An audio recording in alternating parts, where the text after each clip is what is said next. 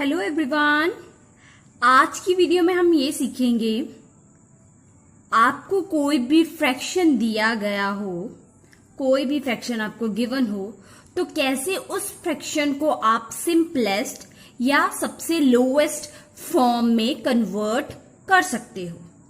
Simplest form of a fraction और we can say lowest form of a fraction. आपको concentrate क्या करना है, जैसे कि हमें एक फ्रैक्शन गिवन है 24/8।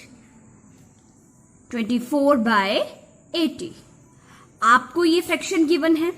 इस फ्रैक्शन को आपने सिंपलेस्ट फॉर्म में कन्वर्ट करना है, पर इसको सिंपलेस्ट फॉर्म में कन्वर्ट करने से पहले हमारी क्या डेफिनेशन कहती है सिंपलेस्ट फॉर्म ऑफ फ्रैक्शन। उस फ्रैक्शन को हम सिंपलेस्ट फॉर्म ऑफ फ्रैक्शन कहते हैं जिस फ्रैक्शन के denominator and numerator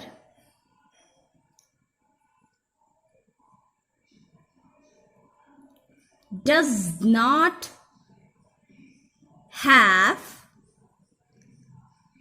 not have any common factor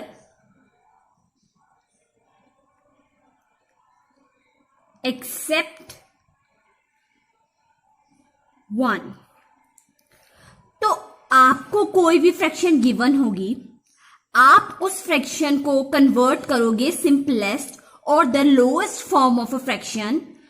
और डेफिनेशन ये कहती है कि आपकी जो भी फ्रैक्शन कन्वर्ट करने के बाद सिंपलेस्ट फॉर्म में फ्रैक्शन आएगी, उस फ्रैक्शन को हम कैसे आइडेंटिफाई करेंगे कि वो फ्रैक्शन जो है वो सिंपलेस्ट फॉर्म ऑफ फ्रैक्शन है, अगर हम उसके न्यूमरेटर और डिनोमिनेटर का कॉमन फैक्टर सिर्फ 1 हो। कैसे? जैसे कि हमें ये फ्रैक्शन गिवन है 24/80, तो इसे जज करने का सबसे बेस्ट वे ये है, आप ये आइडेंटिफाई करो 24 और 80 ऐसे कौन से टेबल है, ये दोनों नंबर जिन टेबल्स में आते हैं। जैसे कि ये 2 के टेबल में आते हैं, 24 को 2 से डिवाइड करोगे ये 2 के टेबल में भी आता है, 80 भी 2 के टेबल में आते हैं। ऐसा नंबर हमें फाइंड करना है जो इन दोनों का मल्टीपल हो। जो ऐसा नंबर हमें फाइंड करना है, जैसे कि मैंने 2 फाइंड किया, 2 के टेबल में दोनों नंबर्स आते हैं, कॉमन टेबल फाइंड करना है हमें। अब 3 के टेबल में दोनों नहीं आते, 4 के टेबल में बिल्कुल। 84 के टेबल में आता है 24, 4 6 जा 24, तो 4 के टेबल में भी आता है ये। ओके, और कौन से टेबल में आता है? 4, 6 के टेबल में 80 नहीं जाता, इसलिए 6 नहीं हो सकता। 8, तो हमने फाइंड कर लिए वो टेबल्स, ये हमारे वो टेबल्स हैं।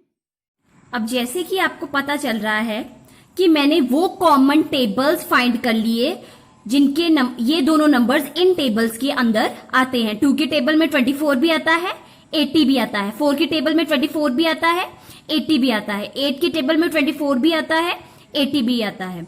इन जो हमने टेबल्स फाइंड कर लिए, कॉमन टेबल्स, इन दोनों नंबर्स के कॉमन टेबल मैंने फाइंड कर लिए। उनमें से आपने ग्रेटेस्ट टेबल या ग्रेटेस्ट नंबर चूज करना है, और हमारा ग्रेटेस्ट नंबर क्या आ रहा है? हमारा ग्रेटेस्ट नंबर आ रहा है 8। हमारा ग्रेटेस्ट नंबर आ रहा है 8।